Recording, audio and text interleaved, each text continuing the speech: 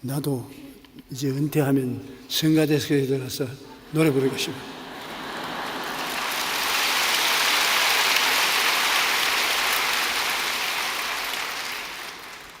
한번 따라 말씀하십시오. 나는 예수님 때문에 평안하고 기쁘고 희망이 있습니다. 옆에 분에게 당신에게 좋은 일이 일어납니다. 인사해 주십시오. 사랑하는 자여 내 영혼이 짤땐같이 내가 범사에 잘때 강건하기를 내가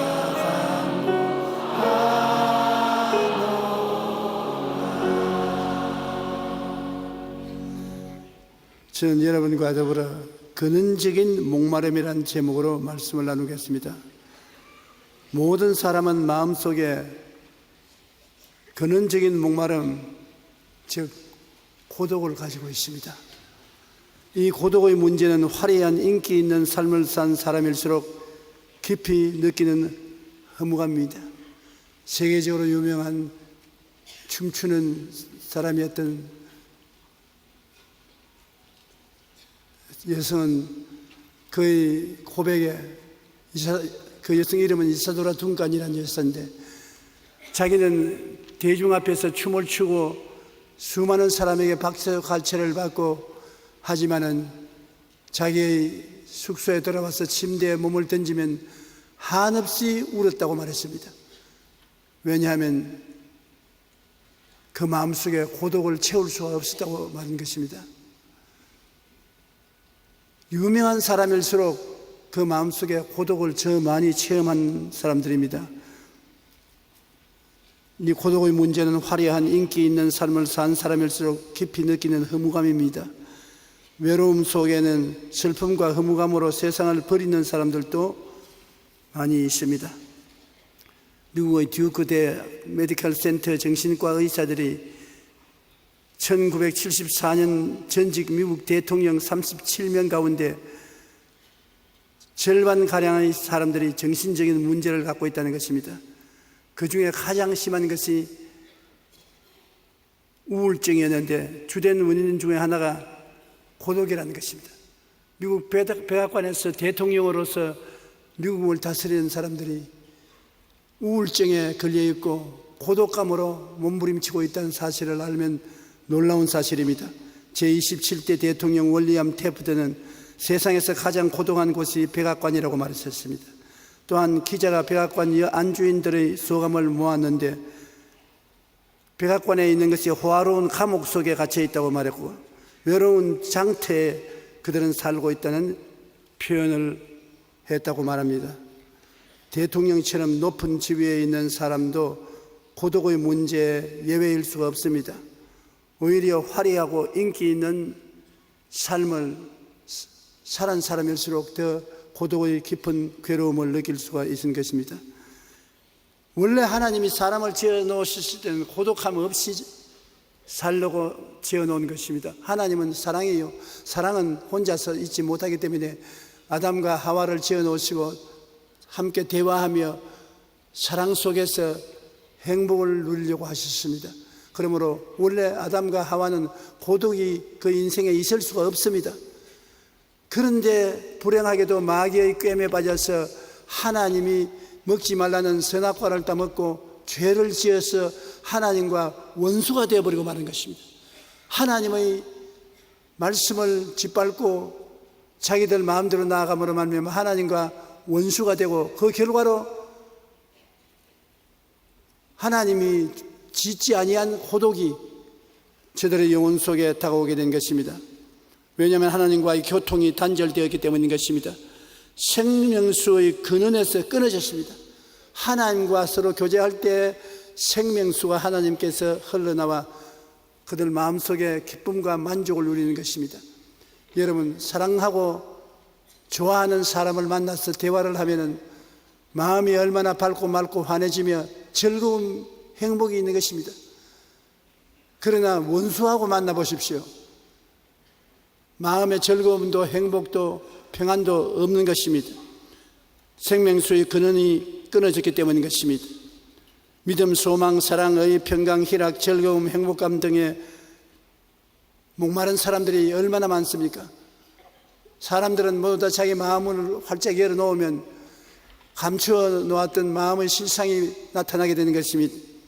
사람들은 믿음, 소망, 사랑, 평강, 희락, 즐거움, 행복감 등 이러한 것을 간절히 찾고 있습니다.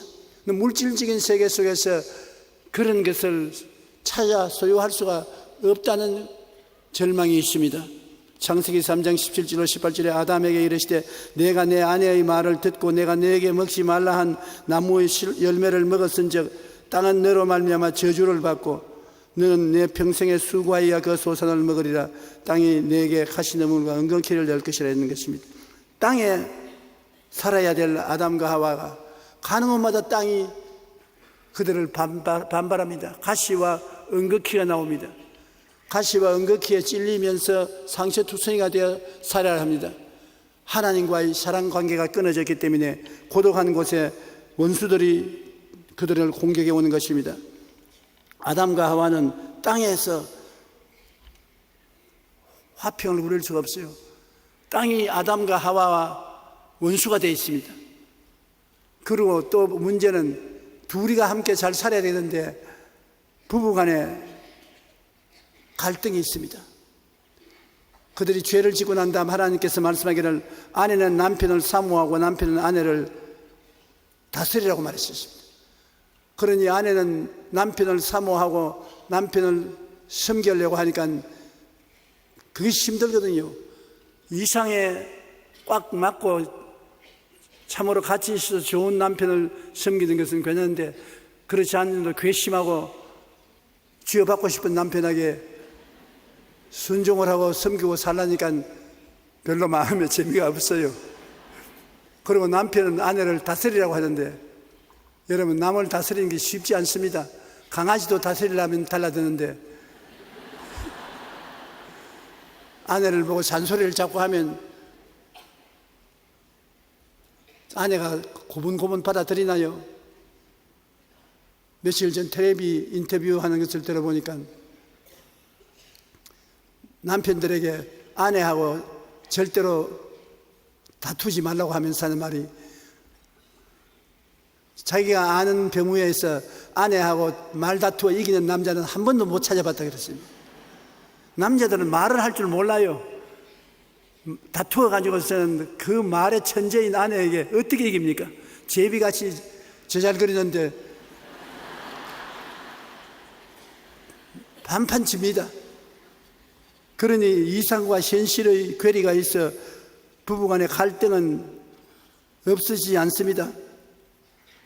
아담도 하나님께 꾸짖음을 받았을 때 그는 그의 책임을 아내에게 다 짊어지었습니다. 내가 다 했습니다. 그랬으면 좋을 건데 그러지 않고 내가 네게 먹지 말라 한 나무의 열매를 내가 먹었느냐고 하나님께서 물을 때 아담이 이르시되 그야 하나님이 내게 주셔서 나와 함께 있으라 하신 여자 그가 그 나무 열매를 내게 주므로 내가 먹었나이다. 아담은 이중변명을 했습니다. 그 선악과를 따먹은 첫째 이유는 하나님 당신에게 있습니다. 아내를 안 만들어줬으면 괜찮았을 것인데 언제 내가 만들어 달라고 했습니까? 그런데 하나님이 아내를 만들어서 내게 준 하나님의 책임이 있고 또 그 아내가 나를 꾀기 때문에 그 꾀임에 내가 안 넘어갈 수가 있습니까? 내게 줌으로 내가 먹었습니다. 그러니 변명을 하되 자기가 짐을 짊어지지 않고 하나님과 자기 아내에게 책임을 다 짊어지었으니까 그때로부터 시작해서 서로 논쟁이 생길 수밖에 없습니다. 창세기 3장 16절에 또 여자에게 이르시되 내가 네게 임신하는 고통을 크게 더하리니 내가 수고하고 자식을 낳을 것이며 너는 남편을 원하고 남편은 너를 다스리실 것이라. 참으로 여자는 아기를 잉태하고 아기를 낳고 아기를 키우는 너무나 어렵고 무거운 책임을 짊어지고 있습니다. 저는 9 자녀 중에 맏아들로 태어났는데 우리 어머니에게 말씀은 안 드렸지만은 내내 동생을 놓을 때마다 죽으면 어떻게 하나 싶어서 어머니가 죽을까 싶어서 그 걱정이 끊이지 않았었어요. 그리고 또 어머니가 꼭 말하기를 내가 너희 동생을 낳을 때 죽을지도 모르니까 내가 죽더라도 동생들 다 보고 사랑해 주라고 하는데 그 말을 하시니까 내가 그 다음에 어머니가 어린애기면 가지면 아버지가 밉더라고. 애기 그만 낳고 살면 좋겠는데 왜 죽음의 위험을 무릅쓰고라도 애기를 낳으려고 하느냐. 그것이 바로 범죄한 아담과 하와의 후손으로서 느낄 수 있는 슬픔인 것입니다. 그러므로 아담과 하와는 부부간에 서로 정신적으로도 갈등이 있고 대화가 되지 아니하고 서로 잘했다 못했다 아웅다웅하고 싸우게 되어 있어서 가정에 평화가 없고 외로움이 있습니다. 부부간에 살면서도 서로 말을 이해하고 동정할 수 없기 때문인 것입니다. 또 그뿐 아니라 형제간에 시기와 질투가 있어 결국 살인에까지 이른 것입니다. 아담과 하와가 타락하고 난 다음에 이제 하나님께 죄 때문에 그냥은 못 나오고 제사를 지내야 하나님께 나갈 수 있는 것입니다. 제단에 제물을 얹고 하나님께 제사를 드리고 하나님과 대화가 잠깐 이루어지는 것입니다. 그런데 하나님께서는 죄 지은 저들하고 만나기 위해서는 피에 흘려서 제물을 드려야 된 것을 가르쳐 주셨습니다. 사람이 피 흘림이 없은즉 죄사함이 없는데 아담과 하와의 범죄로 말미암아 짐승이 대신 피를 흘려 죽어야 하나님과 대화가 이루어지는 것입니다. 예수님이 오실 때까지 상징적으로 양이 죽임을 당하고 피를 흘려야 되는데 하나님께 제사 드릴 때 가인은 자기가 손서 농사지은 농작물을 가지고서 하나님께 나와서 제사를 드렸습니다. 하나님이 원치 않아요. 율법과 같습니다. 자기 힘으로 만드는 것을 가지고서 제사를 드리니 하나님이 안 받아주셨습니다. 그러나 그 동생 아벨은 어린 양을 잡아서 태워서 하나님께 제물로 드리니까 하나님이 어린 양의 피를 보시고 그 향연을 맡으시고 기쁘게 받아들였습니다. 하나님이 아벨에게는 복을 주시고 가인에게는 복을 주지 않았기 때문에 가인이 화가 났습니다. 심사가 고약하게 돌아왔습니다. 그 하나님께서 왜 얼굴이 요사이 그 모양이냐, 얼굴이 좀 밝고 맑고 환하지 왜 그러냐. 그러니까 가인이 하는 말이 왜 내 동생에게는 하나님이 축복을 주시고 제물을 받아들이고 내 제물은 안 받습니까? 네가 올바르게 했으면 왜 내가 제물을 안 받겠느냐. 네가 짐승을 잡아 피를 흘려서 내게 제사를 드렸으면 내가 받았을 것인데 네 손으로 만든 농작물로서 내게 제물을 드림으로 내가 안 받아들였지 않냐. 오늘날 우리 한국 사람들이 제일 직선적인 일을 많이 합니다. 영국에 들어가 영국 사람들과 이야기해보면 좀처럼 단도직입적으로 말을 안 해요. 그 예를 들면 우리 한국 사람은 동료를 만나면 오늘 얼굴이 왜 이래? 어디 아픈가? 감기 들리는가 보다. 꼭 그렇게 부정적으로 말을 합니다. 근데 영국 사람은 만나면은 내 얼굴이 왜 그래? 피곤해 보이는데 그 말 절대 안 해요. 무슨 말을 하냐? 요새 일이 많으니까 모두들 다 피곤해. 너만 피곤한 것이 아니라. 그러므로 일할 때 쉬어가면서 쉬엄쉬엄 해야지 너무 일하면 안 돼. 꼭 빙 둘러가면서 말을 하지 단도직입적으로 너 얼굴 왜 그래? 영 보기가 흉한데 저도 우리 성도들 만나면 제일 겁이 나는 것이 같이 온 사람이 만나면 만나자마자 요사이 피곤한가 봐요. 오늘 건강이 안 좋은 것 같은데 어째요? 그러면 내 마음속에 진짜 건강이 안 좋은가 보다. 사람들 보기에 이렇게 나쁘게 보이니 진짜 나빠질까 보다. 기분이 좋지 않아요. 그러나 긍정적으로 말하는 사람은 만나자마자 야 요사이 얼굴에 광채가 나는데요. 참 보기 좋습니다. 건강해 보이는데 그러면 내 마음속으로 건강해지는가 보다, 젊어지는가 보다, 기분이 좋다고요. 그런데 하나님께서는 가인에게 직설적으로 말했습니다. 내 얼굴이 왜 그러냐? 왜 화를 내고 있느냐? 그래서 하나님께 꾸중을 듣고 난 다음 화가 나니까 들에서 아무도 없을 때 동생하고 입성강을 하다가 돌을 때려서 동생을 쳐 죽여버렸습니다. 그 형제 간에 미워하면 원수보다 더 무섭습니다. 동생을 쳐 죽인 일이 처음 가인과 아벨의 사이에서 있게 된 것입니다. 그러므로 형제 간에 사랑이 있고 이해와 동정이 있어야 되겠는데 질투가 있고 살인이 있는 것입니다. 부모들이 자식을 많이 낳아서 기르려고 하더니 꼭 내 말 하나 기억하십시오. 부자가 되지 마십시오. 재산을 갖지 않으면 자식들이 안 싸웁니다. 집이라도 단 2채 가지고 있으면 누가 더 많이 가지는가 반드시 싸웁니다. 아브라함 링컨 미국 대통령이 자식을 길렀는데 자식 둘이가 밤낮으로 싸워서 소문이 났어요. 어릴 때부터 싸웠는데, 왜냐하면 과자를 사오면 과자를 나눠주는데 형에게 하나 더 주면 자식이 자기 동생에게 자랑을 해서 동생이 형하고 싸우게 되고, 반드시 공평하게 나눠야 되는데 공평하게 나누어지지 않는다는 것입니다. 사람은 서로 다 탐욕이 있고 서로 더 잘 살기를 원하기 때문에 시기와 질투가 꼭 따라오는 것입니다. 야훼께서 가인에게 이르시되 내가 분하여 하면 어찌 됨이며 안색이 변하면 어찌 됨이냐? 내가 선을 행하면 어찌 낯을 들지 못하겠느냐? 선을 행하지 아니하면 죄가 문에 엎드려 있느니라. 죄가 너를 원하냐? 너는 죄를 다스릴지니라. 가인이 그 아우 아벨에게 말하고 그들이 들에 있을 때 가인이 그 아우 아벨을 쳐 죽이니라. 그렇게 말했었습니다. 그러니 사람과 하나님 사이에도 원수가 되어 있지요. 부부간에도 서로 논쟁을 하고 아웅다웅하지요. 자식은 낳으니 형과 아우가 싸워서 형이 아우를 죽이지요. 가인과 아벨이 이와 같은 비난 슬픔을 가져왔으니 집안이 콩가루 집안인 것입니다. 평안할 곳이 없어요. 그러니 그 전통을 이어받은 우리 후손들이 정말로 평화를 가지고 사랑을 하고 이해와 동정을 가지고 고독을 뛰어넘어 살 수 있다는 것은 정말 힘든 것입니다. 그러면 대인관계는 좋습니까?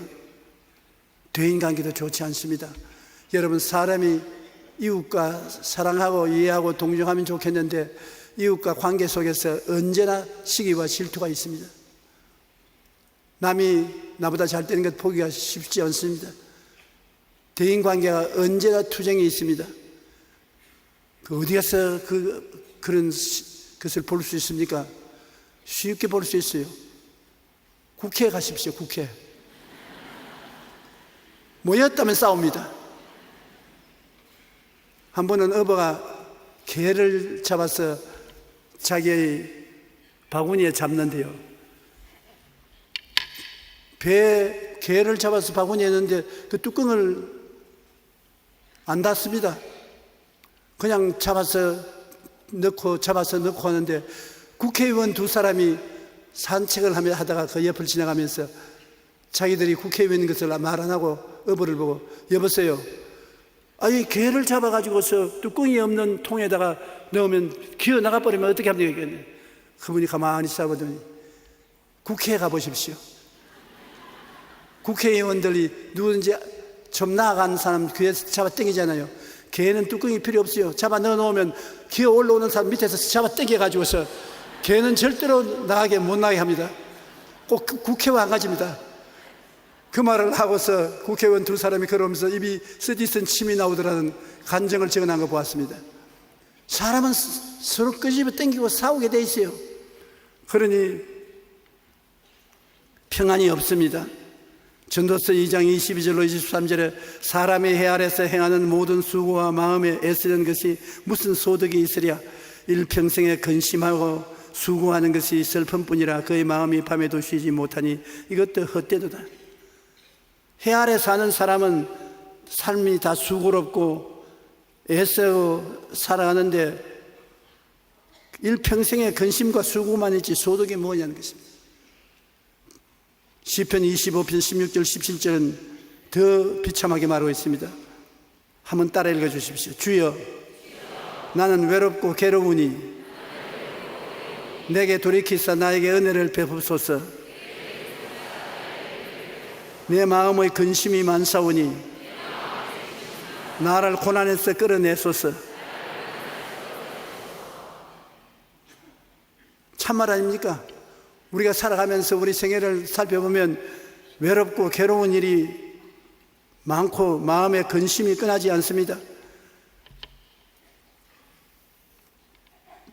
요사이 황혼이혼이 많다고 신문에 나오고 있지 않아요? 통계청 자료에 따르면 우리나라 65세 이상 남성의 황혼이혼 건수가 크게 증가했다고 합니다. 2000년에는 1321건이었는데 10년 후인 2010년에는 무려 4346건으로 1년에 4346건의 황혼이혼이 이루어진다는 것입니다. 평균 수명이 늘어나면서 남편이 오래 살아 집에서 있으니까 아내에게 큰 짐이 됩니다. 젊을 때는 아침만 해주면 나가서 점심은 자기가 해결하고 저녁도 자기가 해결하고 올 때가 많은데, 은퇴를 하고 집에 있으니까 아침부터 아침밥 지어줘야지, 점심 지어줘야지, 저녁 돌봐줘야지, 또 부인이 친구 집에 좀 놀러 갔다고 했다면 자기 따라 나가겠다고 따라 나오지. 그 사이는 이사하면 이삿짐 위에 트럭에 먼저 가서 앉아 있답니다. 왜 앉으니까 혹시 두고 갈까 싶어가지고서. 그러니 남편이 아니라 애물단지라고 해요. 젊을 때는 그래도 얼마 안 있으면 죽어주지 싶어서 기다렸는데, 나이 늙어서 생명이 길어지니까 이 고난을 어떻게 참노 싶어서 이혼하고 만나는 것입니다. 좀 과장이 있지만은 그러한 사실이 오늘날로 우리가 겪는 슬픔인 것입니다.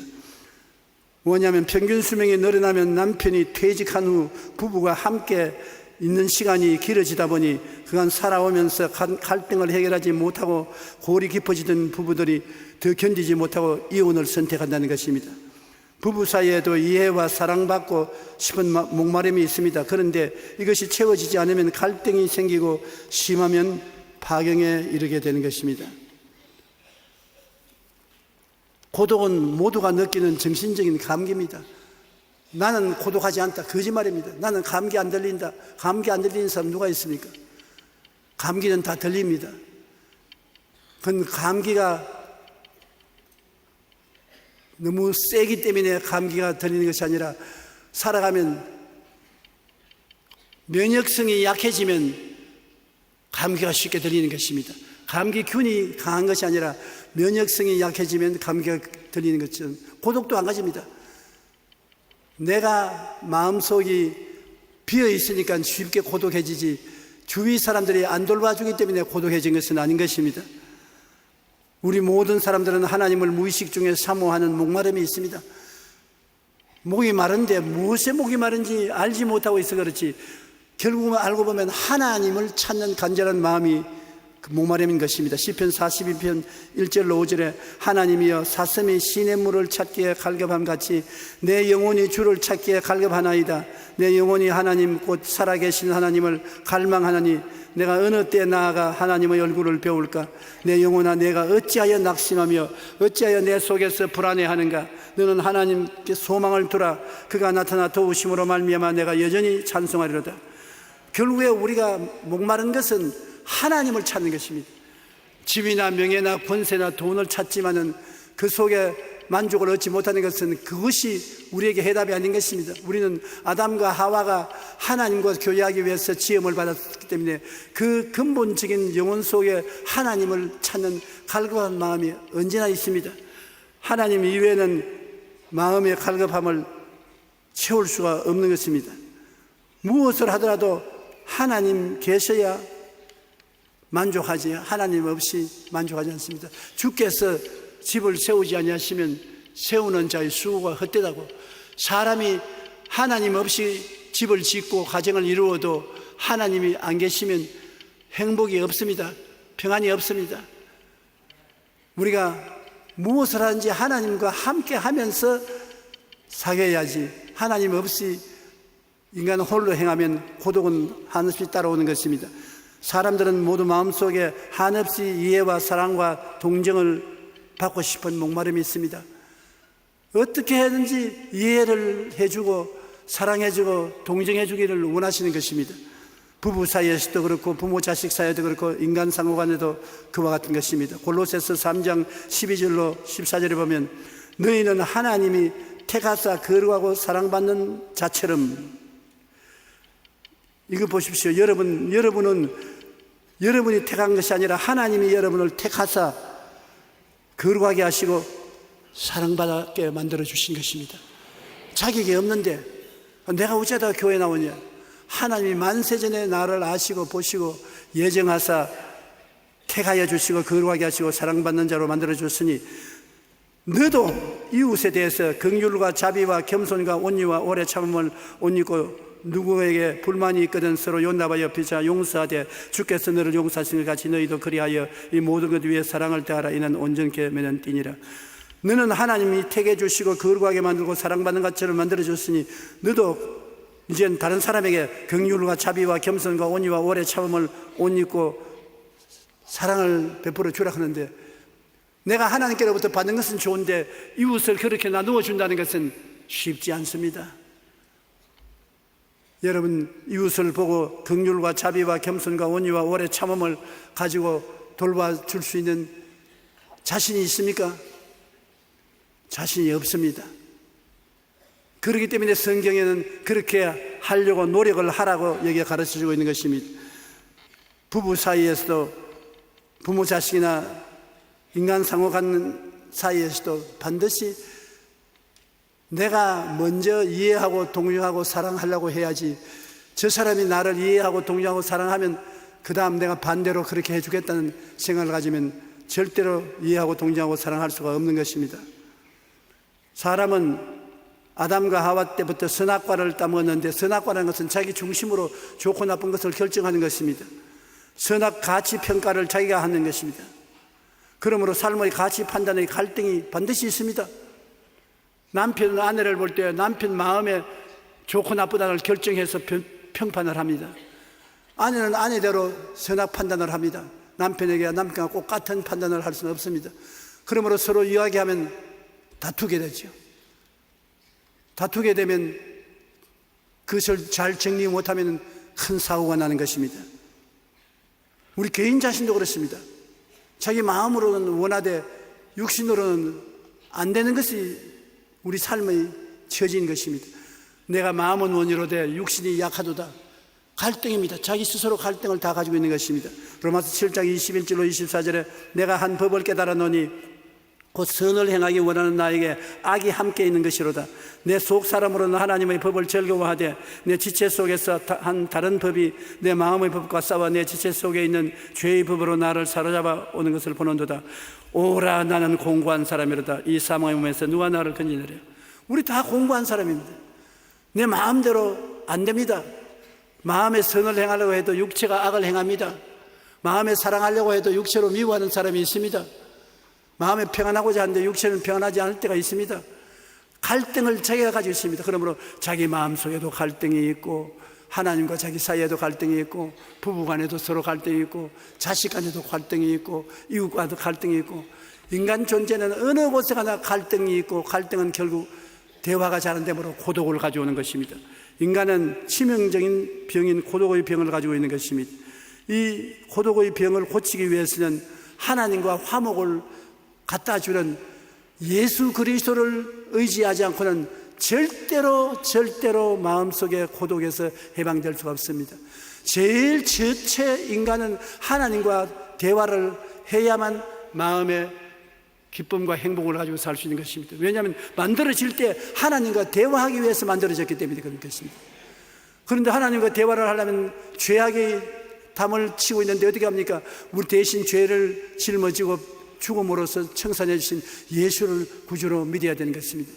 그러므로 예수를 믿어서 꼭 천당 가는 것만이 아닙니다. 이 세상에 살 동안에 행복하려면 예수 믿고 난 다음에 무엇이든지 해야 행복한 것입니다. 예수 믿고 난 다음에 시집도 가고 장가도 가고, 예수 믿고 난 다음 자식을 낳고 기르고, 예수 믿고 난 다음 친구들 사귀고, 예수 믿고 난 다음에 집도 짓고 성도 지키고, 예수님이 우리 생활의 가장 근본적인 행복의 조건이 되는 것입니다. 꼭 죽어서 천당 가기 위해서 믿는 것은 아닙니다. 이 땅에 있을 동안에 예수 그리스도가 여러분 생명의 은총의 첫째가 되는 것입니다. 영원한 생명수이신 예수님을 사랑하면 그 생명수를 통해서 여러분 인생의 참 기쁨을 얻을 수가 있는 것입니다. 요한복음 7장 37절에 명절 끝날 곧 큰 날에 예수께서 서서 외쳐 이르시되 누구든지 목마르거든 내게로 와서 마셔라. 공짜로 마시라 합니다. 왜냐하면 생명수가 뭡니까? 끝없는 사랑을 말하는 것입니다. 사람들은 한없이 사랑해 주기를 원하는데 끝없이 한없이 사랑해 줄 수가 있나요? 이 세상에는 대개 부모가 한없이 사랑해 준다고 생각하지요. 그러나 부모도 자식을 한없이 사랑할 수 없을 때가 많이 있는 것입니다. 부부간에 서로 상호간 한없이 사랑해 줄 것으로 생각하는 것은 정말 자다가 꿈을 잘못 꾼 것입니다. 한없이 사랑해 주는 부부가 없어요. 부모 자식 간에도 한없이 사랑하느냐? 옛날에는 그랬다고 하는데 요새는 안 그래요. 그러니 이웃 간에 서로 한없이 사랑한다는 것은 있을 수가 없지요. 그러므로 끝없이 주시는 한없는 사랑은 예수님밖에 없습니다. 왜냐하면 내가 죄를 짓고 추악하고 버림을 받아야 마땅한 더러운 인간인데도 불구하고 우리를 끌어안고 십자가에 올라가서 우리 대신 죽어주시는 분이 주님인 것입니다. 그 사랑은 우리가 청량할 수 없는 것입니다. 한이 없는 이해와 동정과 용서와 사랑을 베풀어 주는 것입니다. 요한복음 3장 10절에 하나님이 세상을 이처럼 사랑하사 독생자를 주셨으니, 이처럼 사랑하사, 설명을 할 수 없으니 그렇게 말한 것입니다. 이처럼 십자가에 우리를 대신해서 죽어줄 정도로 사랑을 해 주셨다는 것입니다. 그러니 그를 믿는 자마다 멸망하지 않고 영생을 얻게 하려 하심이라. 예수를 믿게 된 것은 영생을 하나님이 주시기 위해서 작정하셔서 그렇게 하신 것입니다. 예수님은 내가 온 것은 양으로 생명을 얻게 하고 더 풍성히 얻게 하려는 것이라. 주님은 우리에게 생명과 풍성한 은혜를 주시기 위해서 이 땅에 오셨다고 말하는 것입니다. 예수님께서 한 번은 제자들과 사마리아로 건너가다가 수가성 우물가에 잠시 쉬는데 제자들은 먹을 것을 사러 시내로 들어갔습니다. 그런데 한 여자가 대낮에 물동이를 어깨에 메고 물길로 왔습니다. 물은 아침에 길든지 저녁 해그름에 길어지 대낮에 물길로 안 옵니다. 그런데 이 여자는 왜 대낮에 물길로 왔느냐? 사람 만나기가 싫었어요. 난 사람이 귀찮다, 사람이 싫다. 사람 없을 때 물동이에 물길로 온 것입니다. 왜 그러냐? 이 여자는 남편을 5이나 두었는데 다 만족을 얻지 못했어요. 그래서 5번째 남편을 발길로 차버리고 6번째 한 사람 또 하나 갖다 놓았었습니다. 내가 보기에는 이 여자 상당히 인물이 좋은 것 같습니다. 호박 같으면 어떻게 5이나 가르쳐 채울 수 있습니까? 그리고 돈도 꽤 있는가 봐요. 남자들이 그 돈 보고 찾아왔으니까. 그러니 인물도 있고 돈도 있고 명망이 있으나 이 세상에 자기가 마음에 만족을 느끼고 위로해주고 동정해주고 사랑해줄 남자를 찾지 못해서 6번째 남편은 결혼도 안 하고 오다가다 만나서 데리고 삽니다. 그런데 예수님이 그 여자의 마음을 다 알기 때문에 물 길는데 물 좀 주시오. 그러니까 깜짝 놀라서 찾아오면서 당신 유대인은 우리 사마리아인들을 개로 취급하는데 어떻게 대낮에 사마리아인 여자에게 남자가 물 달라고 합니까? 예수님이 웃으시면서 물 달라 하는 그 사람이 누군지 당신이 알았으면 도리어 물을 좀 달라고 했을 것이요, 그분이 생수를 주었을 것이니 무슨 웃기는 소리 합니까? 이 우물은 깊고 다래박도 없는데 당신이 무슨 생수를 내게 준단 말입니까? 예수님께서 당신이 기른 물은 마시면 또 목마르지만 내가 주는 물을 마시면 영원토록 솟아나는 샘물이 된다고. 그러니까 그러면 그 생수 내게 좀 주십시오. 예수님께서 가만히 쳐다보시지만 남편을 데리고 오세요. 그러니까 난 남편 없어요. 예수님이 맞았어. 남편이 5이나 있었는데 다 발길로 차버리고 지금 6채는 오자가다 만나 살고 있지 않으니까, 아니 당신 나의 사정을 어떻게 그렇게 잘 아오? 우리 사마리아에 있는 사람들은 이곳에서 예배를 드려야 된다는데 당신 유대인들은 예루살렘에 가야 예배를 드린다 하지 않습니까? 예배가 여기서 보든 사마리아에서 보든 예루살렘에서 보든 상관없고, 오늘날은 하나님이 특별한 장소에서 예배를 보는 것이 아니라 마음의 신령과 진정으로 예배 보는 자를 찾는데, 그 사람이 바로 메시아가 될 것이요. 그럼 나도 그런 사람을 만나서 생수를 얻게 해 주십시오. 내가 바로 그 사람이라고. 이 여자 속에 하나님이 성령이 역사하시며 순식간에 변했었습니다. 아, 예수님이 메시아구나. 그러자마자 그 마음속에 삶의 의미와 가치를 순식간에 깨닫게 됐어요. 성령이 오시니까 물동이를 버려두고 대낮에 사마리아 시내로 뛰어들어가서 내가 메시아를 만났다고 호함을 치고 전도하는 자가 된 것입니다. 이 생수라는 것은 예수님께서 여러분 마음속에 들어오면 마음에 고독하고 외롭고 슬프고 고통스럽던 마음이 순식간에 사라지고 마음의 평화와 기쁨과 소망이 채워지는 것을 말하는 것입니다. 예수께서 대답하여 이르시되 이 물을 마시는 자마다 다시 목마르니와 내가 주는 물을 마시는 자는 영원히 목마르지 아니하리니 내가 주는 물은 그 속에서 영생하도록 솟아나는 샘물이 되리라. 우리 마음속에 쓴물이 솟아오르지 않습니까? 미움, 좌절, 절망, 미운 쓴물이 솟아오르고 마음에 평안이 없을 때 예수 그리스도를 마음속에 모시면 쓴물이 달아지고 마음속에 의와 평강이 충만하게 채워지는 것입니다.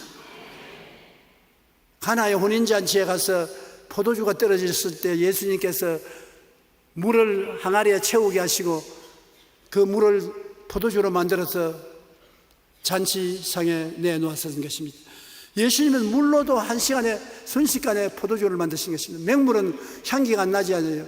그러나 예수님이 만든 포도주는 1등 포도주요 향내가 났었습니다. 오늘 예수를 믿으면 여러분의 생애에 변화가다가 와서 향기로운 상가가 될 뿐 아니라 취한단 말이에요. 취해. 포도주는 먹으면 취하지요. 많이 먹으면 정신을 잃는데 그렇도록 모시면 안 됩니다. 그러나 구라파에 가면 초청을 받아 식사할 때 식탁에 꼭 포도주를 내놓습니다. 그래서 조금씩은 마시는데 저항력이 약한 사람이 마시면 조금 마셔도 얼굴이 빨개지고 눈알이 팽팽 도는데 그 사람 중에 한 사람이 바로 접니다. 저는 알코올이 조금 들어갔다 하면 눈앞이 팽팽 돌아요. 그래서 좋아하지 않습니다. 근데 예수님은 아주 좋은 포도주를 만들어서 주었는데 그것은 상징적으로 무슨 의미가 있느냐 하면 예수 그리스도를 믿으면 여러분이 그리스도의 포도주로 취해야 된다는 것입니다. 마음이 그렇게 기분이 좋습니다. 기분 나쁜 사람도 한 잔 들어가면 노래 부르고서 그늘을 하지 않습니까? 예수를 믿으면 믿음, 소망, 사랑, 의, 평강, 희락으로 취하는 것입니다. 많은 젊은 목사들이 제게 와서 설교를 얼마 하지 아니하면 교인들이 졸고 또 일어나 나가고 하는데 어떻게 하면 졸지 않고 설교를 듣고 설교 중간에 안 나가게 만들 수 있습니까? 그래서 내가 언제 쉽게 말합니다. 예수님이 가나의 혼인잔치에서 맹물을 잔치상에 가져온 것이 아니라 포도주를 갖다 주고 그들이 포도주를 마시고 좋아했다고 했는데 그와 같이 당신 설교를 듣고 교인들이 취해야 된다. 저는 교회에 앉아 있을 동안은 세상 잊어버리고 세상 만사 잊어버리고 입 딱 벌리고 말씀을 즐겨야 사람들이 신령한 은혜에 취하게 되고 끝까지 잘 듣고 나가지. 어떻게 그렇게 합니까? 그러니까 당신이 기도를 많이 하고 성령에 먼저 취해야 된다. 당신이 성령에 취해가지고서 강단에서 설교를 하면은 성령의 역사가 교인들에게 나가서 교인들도 취하고 은혜로운 예배가 될 수 있다. 그런 말하는 것입니다. 오늘 또 여러분이 저희 설교에 취하기를 간절히 바랍니다.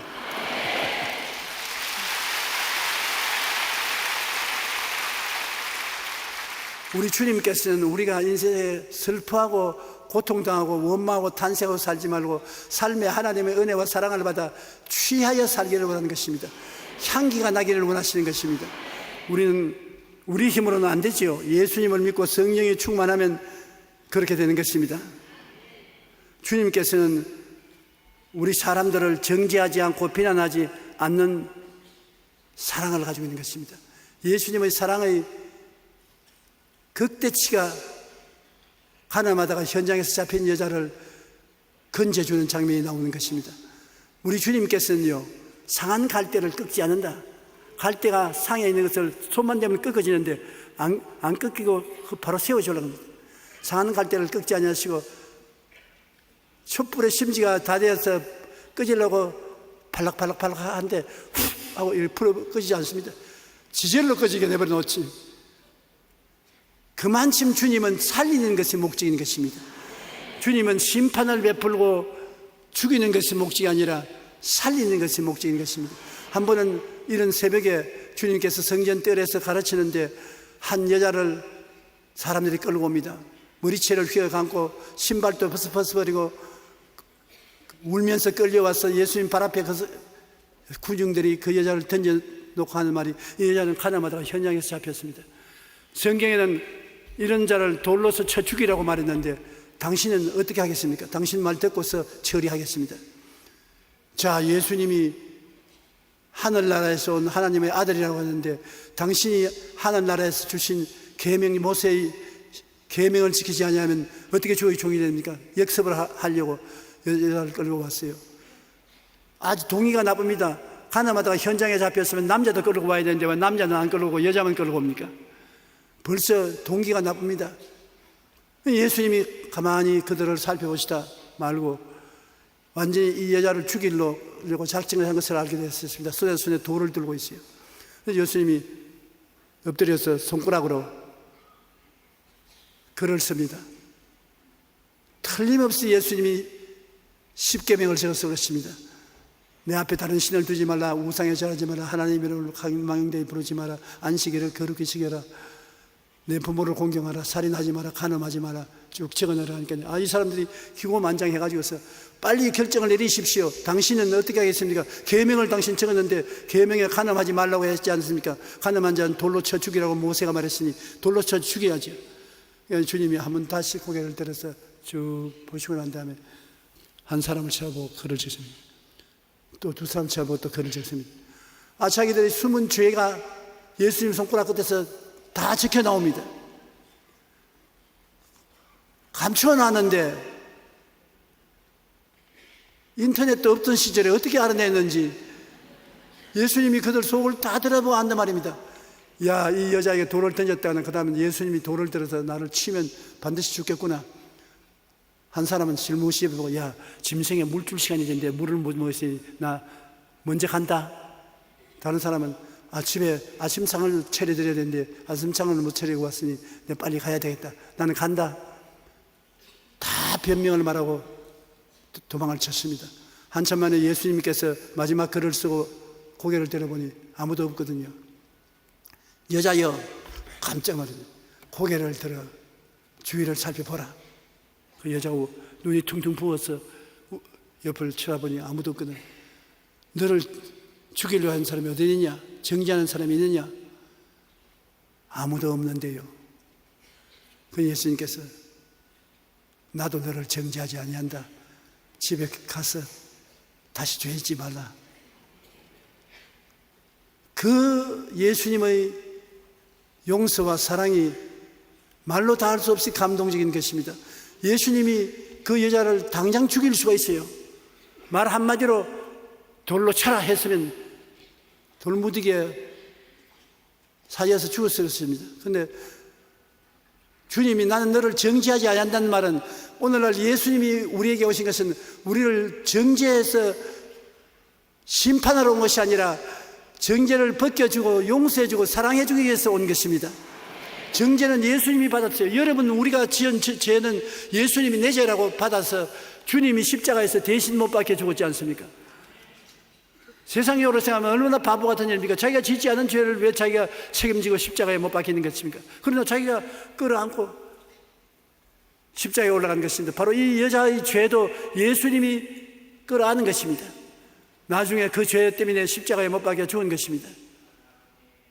이러므로 예수님만이 여러분 비난하지 아니하고 정지하지 아니하고 끝까지 사랑해 주는 것입니다. 사람들이 다 버려도 주님을 여러분 버리지 않고 끝까지 사랑해 주므로 그리스도 안에서 평안을 누릴 수가 있고 행복을 누릴 수가 있는 것입니다. 종교가 아닙니다. 의식이 아닙니다. 살아가는 마음의 절실한 상태인 것입니다. 이 가늠하다가 현장에 잡힌 여자를 구출해 준 것처럼 예수님은 그와 같은 사랑으로 여러분을 구출하기를 원하시고 계신 것입니다. 절대로 버리지 않습니다. 요한복음 8장 10절로 11절 예수께서 일어나사 여자 외에 아무도 없는 것을 보시고 이르시되 여자여 너를 고발하던 그들이 어디 있느냐 너를 정죄한 자가 없느냐 대답하되 주여 없나이다. 예수께서 이르시되 나도 너를 정죄하지 아니하노니 가서 다시는 죄를 범하지 말라 하시니라. 여러분 이와 같은 은혜를 입은 이 여자가 다시 범죄할 리가 있겠습니까? 예수님은 변화시키는 능력을 이 여자에게 주신 것입니다. 이 시대의 지성이라 불리우는 이어령 박사님 이제 잘 아시죠? 이어령 박사님은 자신을 평생 운물을 파는 사람이었다고 말합니다. 뭔지는 모르지만 늘 무언가에 대한 갈증이 마음속에 있었다고 말했습니다. 나는 이어령 박사님의 따님이 미국 남편하고 같이 사는 미국의 검사였었습니다. 세상 뜨기 전에 그 남편하고 와서 제가 오랫동안 대화를 했는데 신앙이 그렇게 좋을 수가 없어요. 거의 아버지 되시는 이어령 박사를 위해서도 그가 평생에 기도해 왔다고 그렇게 말을 했는데 그 다음 나중에 보니 이 따님은 천국 가시고 이어령 박사님이 예수님을 믿게 된 것을 볼 때 그 딸의 기도가 응답되었구나 하는 것을 알게 된 것입니다. 그 이어령 박사가 자기가 예수 믿게 된 간증을 책에 기록했는데 뭔지 모르지만 늘 무언가에 대한 갈증이 있었다는 것입니다. 그는 자기 인생의 목마름에 대하여 이렇게 고백합니다. 명예를 달라면서 글을 썼더니 명예가 생겼고 돈을 벌려고 애를 쓰니까 돈도 생겼다. 또 병 때문에 병원에 다니니까 병이 나았다. 그런데 어느 날 너무도 외로워서 극장에 가서 영화를 보고 위로함을 받으려고 했는데 내가 좋아하는 그걸 봐도 마음이 채워지지 않고 이 세상에 나 혼자구나 하라고 하는 느낌이 다가와서 절대 고독을 느낄 때 내 영혼이 목마름을 어디에 가야 채울 수 있을까? 온갖 것 다 해도 마음의 목마름이 채워지지 않는 것입니다. 그런데 어느 순간 그 갈증이 바로 진리에 대한 갈증이요 창조주에 대한 목마름이었다는 것을 깨달아 알았습니다. 수없이 운물을 파며 고독한 영혼의 광야를 통과한 후 비로소 영원히 목마르지 않은 샘물을 만났는데 바로 하나님이었습니다. 부귀영화 공명을 다 체험해도 목마름이 안 채워졌다는데 하나님을 알고 보니 목마름이 채워졌다. 왜? 근본적으로 여러분 만들어질 때 여러분은 하나님과 대화하기 위해서 만들어 놨거든요. 하나님 앞에 범죄해서 원수가 되어서 쫓겨났기 때문에 그 하나님을 알기 전에 그 목마름은 절대로 채워지지 않습니다. 그 내 말 믿으세요. 절대 하나님 이외에는 여러분 마음의 목마름을 채울 수가 없는 것입니다. 영혼의 목마름으로 세상에서 우물을 파던 그는 예수님을 만남으로 영원한 생명수를 얻게 된 것입니다. 영혼의 목마름을 느낄 때 우리는 어디로 가야 합니까? 예수님입니다. 인간의 근원적인 목마름을 해결해 주실 수 있는 분은 오직 예수님밖에 없다는 것을 우리가 알아야 되는 것입니다. 예수님은 우리 삶의 처음과 나중을 책임져 주십니다. 여러분 예수님을 구주로 모시면 어머니 뱃속에서 태어난 그때로부터 시작해서 소급해서 내가 마지막 죽을 때까지 나의 일생을 주님은 책임져 주시는 것입니다. 뭐 교육과 훈련을 시키는 것이 아닙니다. 주님은 여러분 전체를 책임져 주시는 것입니다. 과거의 잘못도 주님이 끌어안고 미래의 잘못도 주님이 끌어안고 그 대신 여러분에게 생수를 부어주시고 은혜를 부어주시고 영혼이 잘됨같이 범사에 잘되며 강건하고 생명을 얻되 풍성히 얻게 해주시는 것이 예수님이신 것입니다. 이 세상에서 예수 그리스도와 같은 보배는 있을 수가 없습니다. 요한계시록 21장 6절로 7절에 또 내게 말씀하시되 이루었도다. 나는 알파요 오메가요 처음과 마지막이라. 내가 생명수 샘물을 목마른 자에게 값없이 주리니 이기는 자는 이것들을 상속으로 받으리라. 나는 그의 하나님이 되고 그는 내 아들이 되리라.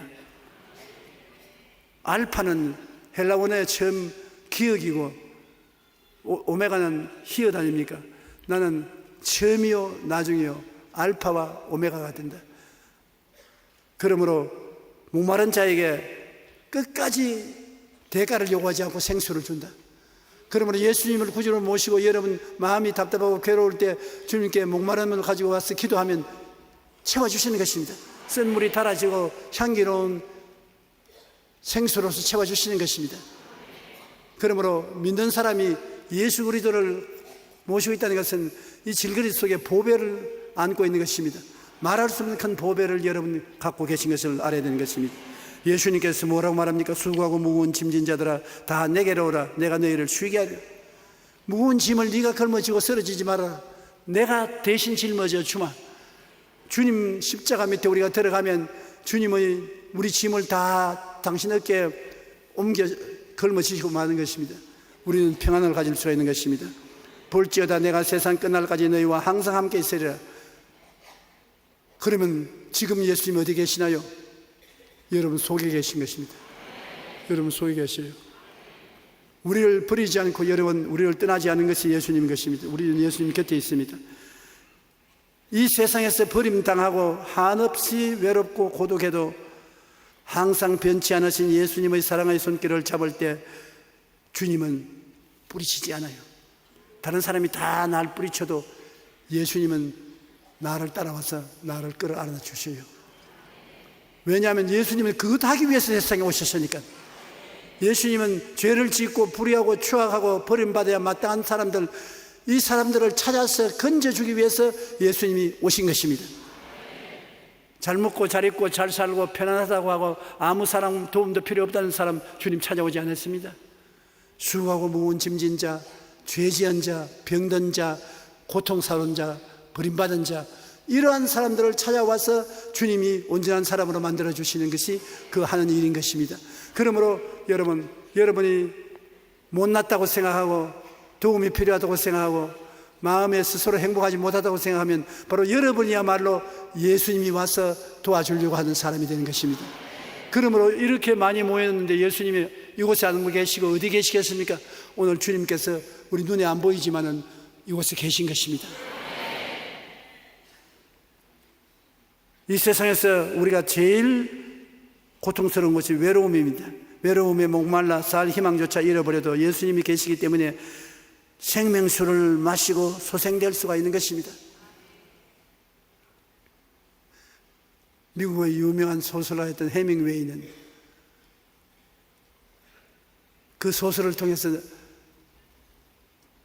세계적으로 유명한 문학인이 되었지 않습니까? 노벨상을 탄 사람인 것입니다. 그런데 그가 사냥총으로 머리에 대놓고 방아쇠를 당겨서 자살했습니다. 말하기를 나는 전류의 흐름이 끝이고 필라멘트가 녹아버린 텅 빈 전등처럼 마음이 공허해서 살 수 없어서 죽는다. 돈도 있고 지위도 있고 명예도 있는데 마음이 전등불이 간 고장난 전구같이 텅 비었다고 말했습니다. 그래서 자살을 했다. 외로움이란 무서운 것입니다. 여러분, 외로움이 장난이 아닙니다. 오늘 많은 나이 먹은 사람들이 자살하는 것도 고독해서 자살하는 것입니다. 우리의 마음에 외로움을 가지고 있으면 세상에 아무것도 좋은 것이 없습니다. 외로워 본 사람은 외로움이 얼마나 무서운 고통인 것을 알 것입니다. 그 외로움을 치료할 수 있는 유일한 분이 예수님이신 것입니다. 예수님은 여러분의 자격을 묻지 않습니다. 있는 그대로 못난 그대로 넉마를 입은 그대로 진흙투성이가 된 그대로 와도 주님은 받아주셔서 여러분 속에 생수의 근원이 되시는 것입니다. 그 자체가 생수의 근원입니다. 그 자체가 사랑인 것입니다. 그 자체가 은혜인 것입니다. 예수 그리스도의 이름을 부르고 나오면 주님은 여러분 속에 들어오며 그 들어온 자체가 구원이요 은혜요 사랑이요 생수가 되는 것입니다. 예수님의 생명수를 마시고 소생되어 희망찬 삶을 살게 되시기를 주님 이름으로 축원합니다.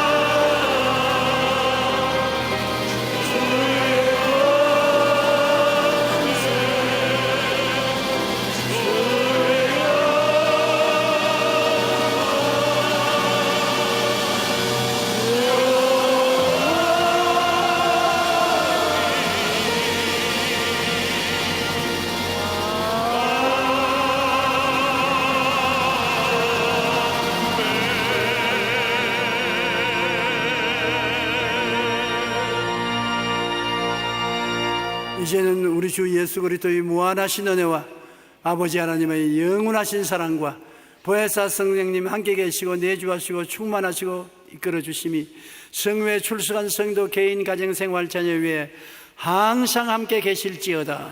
아멘.